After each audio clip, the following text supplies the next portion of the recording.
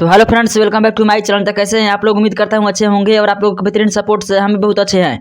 तो दोस्तों, आज हम लोग करने वाले हैं क्लास 10th के VVI ऑब्जेक्टिव क्वेश्चन, जो आपके आने वाले 10th के एग्जाम के लिए बहुत ज़्यादा महत्वपूर्ण है।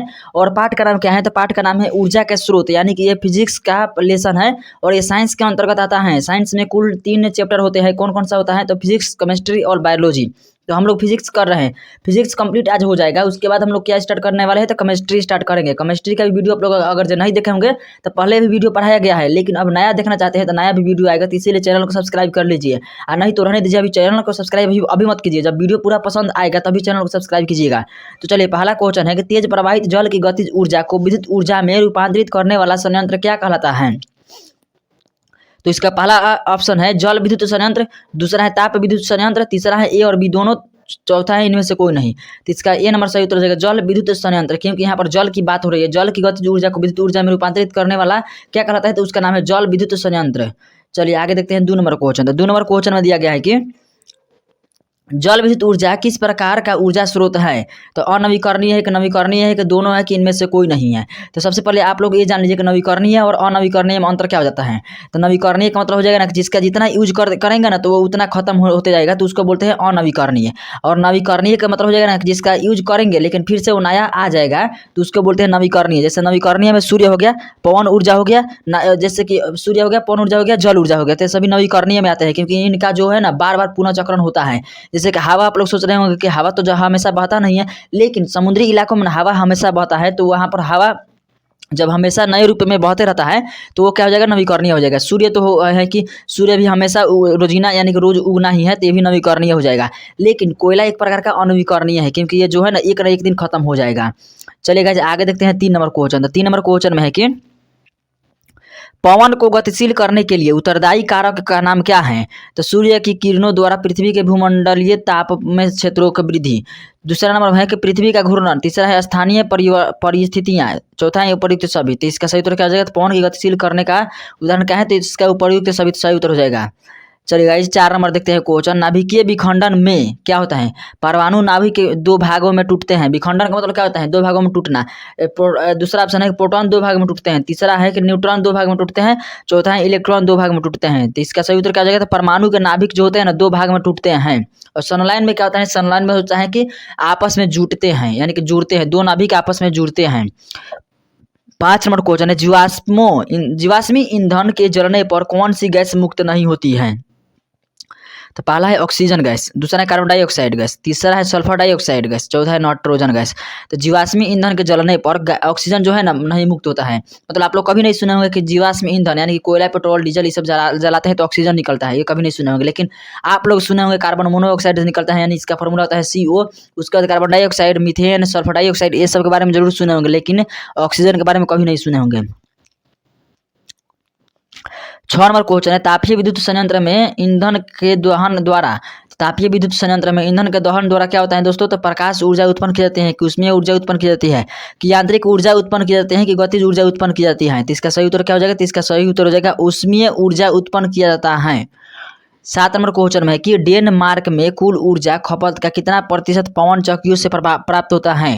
तो डेनमार्क में कुल ऊर्जा खपत का कितना प्रतिशत यानी कि हवा से प्राप्त किया जाता है? तो इसका सही उत्तर हो जाएगा ऑप्शन डी, यानी कि 25%। 25% जो है ना हवा से प्राप्त किया जाता है, यानी कि रिन्यूएबल एनर्जी है, यानी कि प्राकृतिक तरीके से प्राप्त किया जाता है, केवल हवा में प्राकृतिक तरीके से। और भारत लक्ष्य लिया है 2030 तक कि पूरा हवा और सूर्य जितना भी है ना पानी, इन सभी को मिला करके 40% बिजली जो है ना हम नेचुरल तरीके से बनाएंगे। चलिए आगे देखते हैं 8 नंबर क्वेश्चन।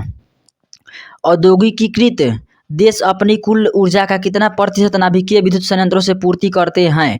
तो कितना प्रतिशत करते हैं? तो इसका पहला है 30%, दूसरा है 20%, तीसरा है 40%, चौथा है 60%। तो इसका सही उत्तर क्या हो जाएगा? तो अभी तो 30% करते हैं, लेकिन आगे चल के कम से कम 40% की पूर्ति करना पड़ेगा, तभी जो है ना तापमान की वृद्धि नहीं होगी वायुमंडल में। नहीं तो वायुमंडल में तापमान की वृद्धि हो रही है, क्योंकि अधिकतम carbon dioxide, carbon monoxide, sulphur dioxide और उसके बाद सीसा, लेड, ये सभी जो निकलते हैं ना जीवाश्मों को जलाने पड़ते हैं, बहुत ज़्यादा खतरनाक होते हैं।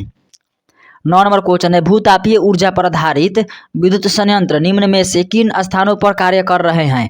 तो भारत और चीन में, कि रूस और इंग्लैंड में, कि अरब और बर्जिस्तान में, कि न्यूजीलैंड तथा संयुक्त राज्य अमेरिका में? तो इसका सही उत्तर हो जाएगा ऑप्शन डी, यानी कि न्यूजीलैंड तथा संयुक्त राज्य अमेरिका में कार्य कर रहे हैं। चलिए गाइज आगे देखते हैं 10 नंबर क्वेश्चन। तो 10 नंबर क्वेश्चन में दिया गया है कि शारीरिक कार्यों को रोकने के लिए, यानी कि शारीरिक कार्यों को करने के लिए किस प्रकार की ऊर्जा का उपयोग किया जाता है? तो इसका सही उत्तर हो जाएगा पेशीय ऊर्जा का उपयोग किया जाता है शारीरिक कार्यों को करने के लिए। तो इसका सही उत्तर हो जाएगा पेशीय ऊर्जा। और एक और क्वेश्चन पूछता है बायोलॉजी से कि हमारे शरीर में कुल कितनी हड्डी होती है? तो ये होती है 206। उसके बाद एक और क्वेश्चन पूछता है कि हमारे शरीर में 206 हड्डी होती है, उसमें सबसे बड़ी हड्डी का नाम क्या है? तो सबसे बड़ी हड्डी का नाम हो जाएगा फीमर, ये होता है जांघ में। सबसे छोटी हड्डी का नाम क्या हो जाएगा? तो सबसे छोटी हड्डी का नाम हो जाएगा स्टेपिज, ये होता है कान में। तो इनको ध्यान रखिएगा। 11 नंबर क्वेश्चन है, ना किसी नाभिकीय विखंडन में मुक्त ऊर्जा का परिणाम होता है? तो 1 मेगा इलेक्ट्रॉन वोल्ट की 10 इलेक्ट्रॉन वोल्ट की 200 मेगा इलेक्ट्रॉन वोल्ट की, अगला है क्या है डी नंबर में 10 किलो इलेक्ट्रॉन वोल्ट। इसका सही उत्तर क्या हो जाएगा? तो इसका सही उत्तर हो जाएगा 200 मेगा इलेक्ट्रॉन वोल्ट होता है नाभिकीय विखंडन में मुक्त ऊर्जा है। सॉरी दोस्तों, 12 नंबर क्वेश्चन है, डेनमार्क को कहा जाता है तो उद्योगों का देश, कि खनिज पदार्थों का देश, कि पवनों का देश, कि जल विद्युत का देश? तो डेनमार्क को कहा जाता है पवनों का देश। तो इसका ऑप्शन सी सही उत्तर हो जाएगा। पवनों का देश किसे कहा जाता है? तो डेनमार्क को ही कहा जाता है। 13 नंबर क्वेश्चन है, गर्म जल प्राप्त करने के लिए हम सौर जल तापक का उपयोग किस दिन नहीं करते हैं? तो किस दिन नहीं करते हैं? तो इसका ऑप्शन ए सॉरी दोस्तों बी सही उत्तर हो जाएगा, बादलों वाले दिन नहीं करते हैं। यानी गर्म जल प्राप्त करके हम सौर जल उत्पादक तो किस दिन नहीं करते हैं? तो बादल वाले दिन, क्योंकि बादल वाले दिन सूर्य उगता ही नहीं है। 14 नंबर क्वेश्चन में दिया गया है कि जैव गैस एक उत्तम ईंधन है और इसमें मीथेन होती है 65%, 70%, 75%, 80%।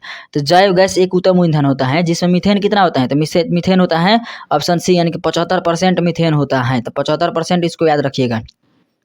15 नंबर क्वेश्चन है, जैव गैस संयंत्र में शेष बची स्लरी को बाहर निकाले जाते हैं जिसका उपयोग होता है? तो जिसका उपयोग कहाँ होता है? तो ईंधन के रूप में, कि खाद के रूप में, कि नाइट्रोजन और फास्फोरस को निकालने के रूप में, इसका और अगला है कि उपला बनाने के रूप में। तो इसका सही उत्तर क्या हो जाएगा? तो खाद के रूप में होता है। चलिए गाइस आगे देखते हैं 16 नंबर क्वेश्चन, जीवाश्म ईंधन की ऊर्जा का वास्तविक स्रोत क्या है? तो जीवाश्म ईंधन की ऊर्जा का वास्तविक स्रोत क्या है गाइस? तो इसका सही उत्तर हो जाएगा ऑप्शन सी, यानी कि सूर्य इसका वास्तविक स्रोत है। 17 नंबर क्वेश्चन है कि मानव निर्मित उपग्रहों तथा अन्वेषक युक्तियों मार्स ऑर्बिटरों में प्रमुख ऊर्जा स्रोत के रूप में किसका उपयोग किया जाता है?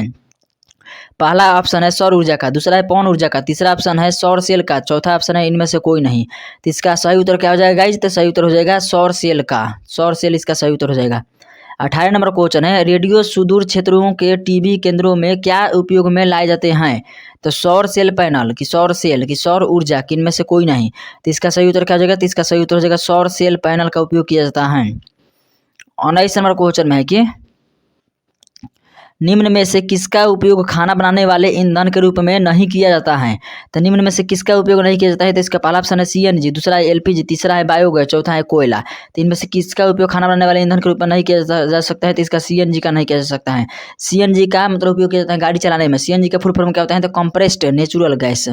20 नंबर क्वेश्चन में पृथ्वी पर ऊर्जा का सबसे विशाल स्रोत का नाम क्या है? तो सबसे विशाल स्रोत माना जाता है सूर्य को। तो ऑप्शन सी इसका सही उत्तर हो जाएगा। तो चलिए गाइज आज के लिए इतना ही। अगर जो हमारा कंटेंट आपको पसंद आता है तो इस एक वीडियो को लाइक कर दीजिएगा। थैंक यू दोस्तों, वीडियो देखने के लिए धन्यवाद। Thanks for watching this video.